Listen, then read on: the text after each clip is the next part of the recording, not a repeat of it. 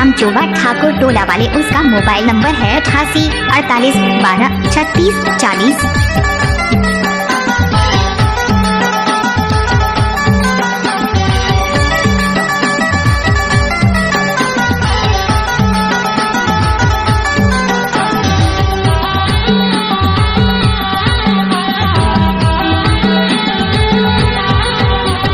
हाय हाय हाय हाय लरंग पसंद करे, ये शहर के टूरी सखी लरंग पसंद करे, लरंग पसंद करे रे लरंग पसंद करे। जी हाय हाय हाय हाय लासा फंदा खेले, ए गवई के टूरा संगी लासा फंदा खेले, लासा फंदा खेले रे लासा फंदा खेले।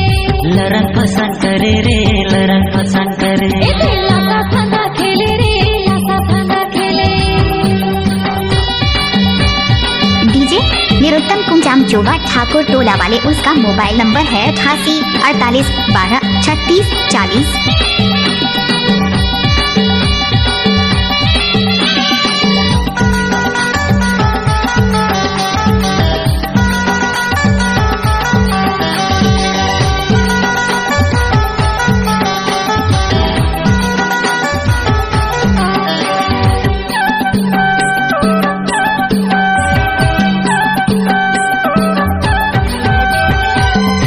मोबाइल वाली तोरे स्टाइल, मनला मोही डारे तोरे स्माइल।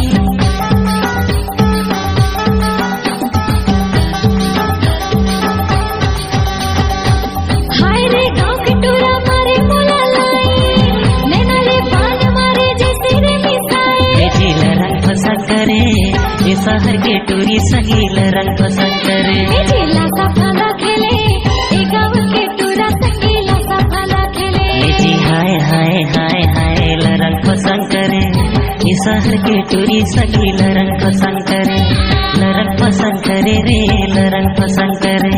लासा फंदा खेले रे लासा फंदा खेले, लरंग पसंद करे रे लरंग पसंद करे।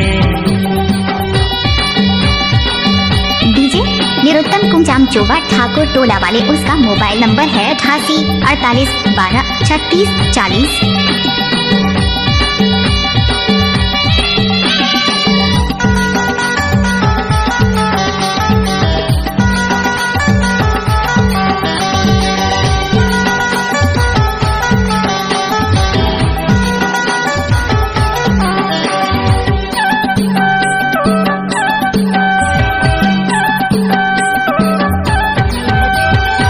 हरे मन चढ़ा टूरा कबरा की मारे, तोर संगे टूरा मने मोला सखी मारे।